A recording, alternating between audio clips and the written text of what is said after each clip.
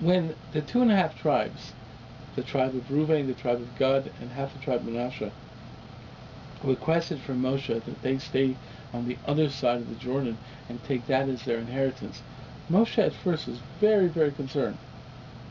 Last time people said they don't want to go into the land, there were very negative consequences. The Jewish people are sort of want to go into the land. They should accept the inheritance of Eretz Yisrael. What are these 2.5 tribes doing? They're rejecting God's gift. The fact is that what comes out of this whole episode is that the request of the tribes is made to God, and the tribes add that they will go in and help their brethren conquer the land. And they will build fortresses for their families, and they will go into this conquest, which took 14 years, and they will be with the Jewish people until everyone has their land. And in the end, we will have a greater Israel, because there'll be more for the 9.5 tribes left on the other side of Jordan, and they'll have their 2.5 lands all in this land of Israel. It's one entity, the nation of Israel, taking this land.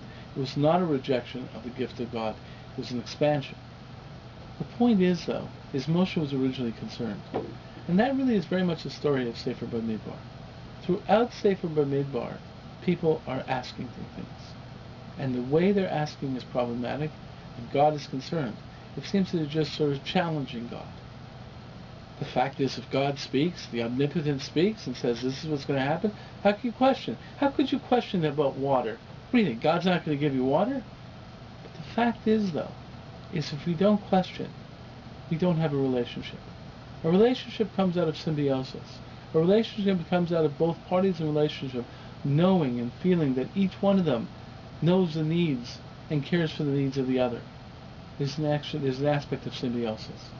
So the truth is, we have to question. We have to request from God. That's why tefillah, prayer, is essentially a bakasha. It's a request. We have to know ourselves. We have to know ourselves in a relationship with God. We have to know what God wants from us, and we also have to know what we need in the relationship, and what we need in order to fulfill our destinies, our God-given destinies. So the point is, if you look at Sefer Bamidbar, towards the end, we encompass two questions, two people asking questions, 2.5 tribes, and also the daughters of Selchad. But they knew how to question.